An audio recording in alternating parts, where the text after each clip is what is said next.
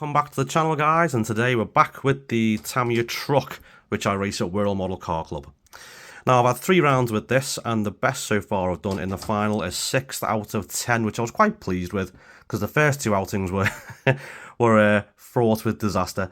So I'm out for round 4 tonight, and I made a few upgrades to the truck. Now, we're allowed several upgrades with these trucks, although it's still very limited. So first off, we can put wheel bearings in to replace the nasty bushes, so they're in there already. The next thing we're allowed to do is upgrade the motor. Now, I've had the stock motor, which is this thing. I've had that in since I started racing back at World Model Car Club. We're allowed 2 other motors. We're allowed a Mardave motor. I'll put that in the top of the corner there. And we're allowed a Core 21 motor, which is what I've decided to go with.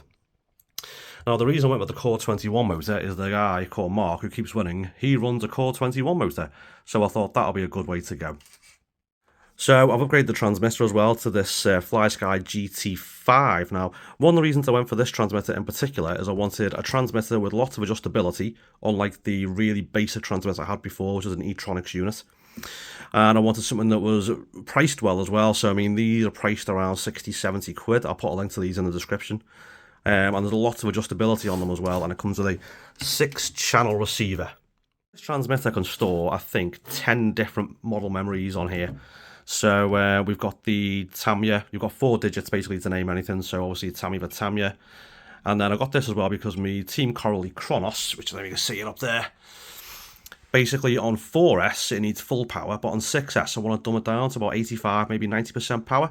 So I've put Kronos 4 and Kronos 6 as well there. But today obviously we're going to look at the Tamiya settings.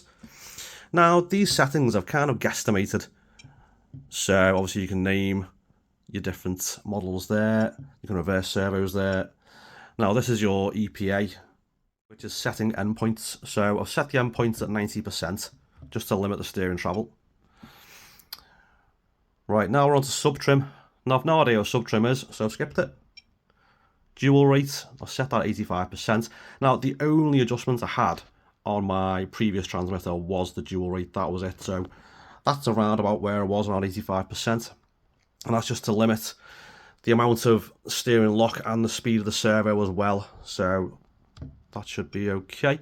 Then we're on to exponential. Now, I've looked at exponential, right, I've researched it. I think I just about know what it means. On the more expensive transmitters, it gives you a graph with the exponential showing you, but it's all about the speed of the servo and how fast the servo turns compared to how much you turn the steering wheel. So I've set that at -15. It seems to be a common setting, so. Now, the ABS was excited to use, but it turns out it's just for nitro cars, so turn that off. Trim, you can use your trim via this button here, or you can use these buttons here as well, so that's quite handy. Fail safe, I haven't got one on this. Crawl, it's not a crawler. SVC, I've forgotten what that is, to be honest. I researched this bloody weeks ago, and I haven't, I haven't looked at it since. Anyway, so let's turn the truck on.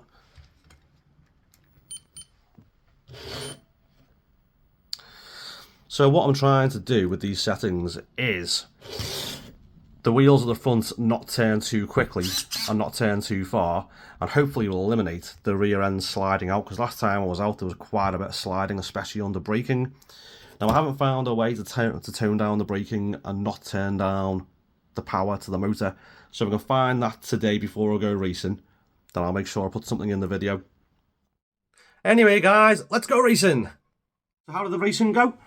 Well, there were 2 truck heats last night, and basically there was an A heat and a B heat, and I was in the B heat, and in the first qualifying round I finished 3rd.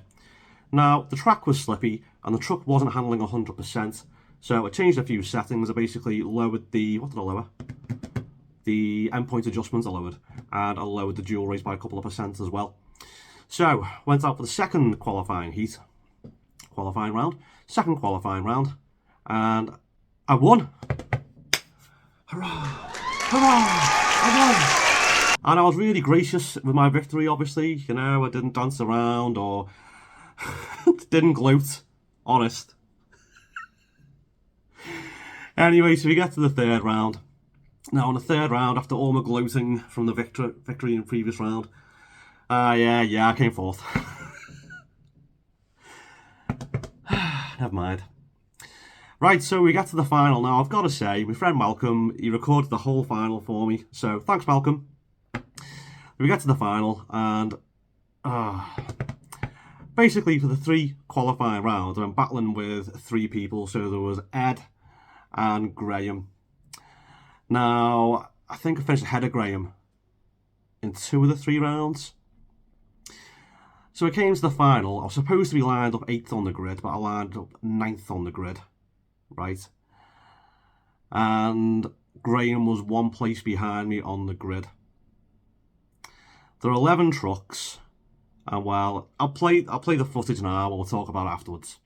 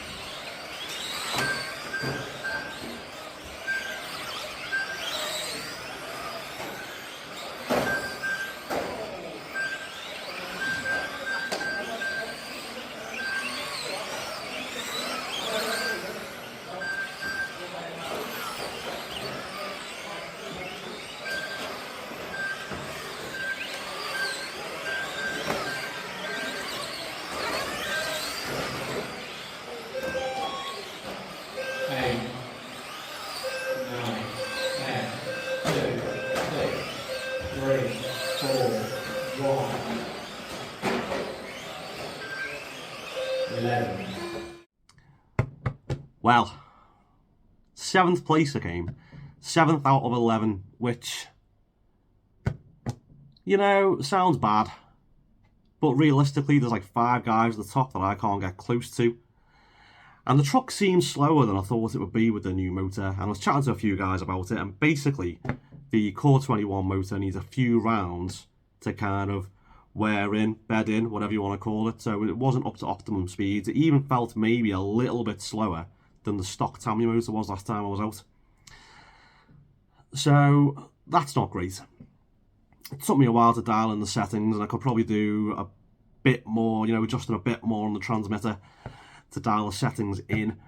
And the top guys are also running tyre additive, which I'm not at the moment, so I need to get some tyre additive. So I'll get out next time. I'm not going to film the next meeting. I'm just going to go and have some fun and see what I can learn and try and improve a little bit. And hopefully the motor will start to be a little bit quicker. And the time after, I'll record it again with some tyre additive and see what difference that makes. Because, I mean, I'll show you the time sheet now. Sorry, the results sheet right now. And you'll see I'm absolutely miles off the top guys. You know, it's embarrassing. The guy that won lapped me after 3 laps. 3 laps? How is he that much quicker? So, so that's the difference. Obviously, my skills got something to do with it, as well as the actual truck. And like I say, the motor needs to bed in to be up to optimum performance. So all in all, you know, I'm pretty pleased. I'm kind of getting on my way to being best of the rest, if you like. And it was unlucky this week that all 5 guys who are at the top of the truck standings all turned up at once. So, I mean, I think last time I was out, only 3 of the top drivers turned up, or 4 of the top drivers turned up, which obviously gave me an advantage. So, we'll see how it goes. You know, 12 trucks turned up, 11 were running in the final, and I finished 7th. So, I'm kind of quietly pleased. But the big news, obviously, is that I won one of the qualifying heats. Woohoo! Anyway, guys, if you want to see more Tamiya truck action, please make sure you subscribe. And if you enjoyed the video, please hit like. Thank you, guys. See you guys next time.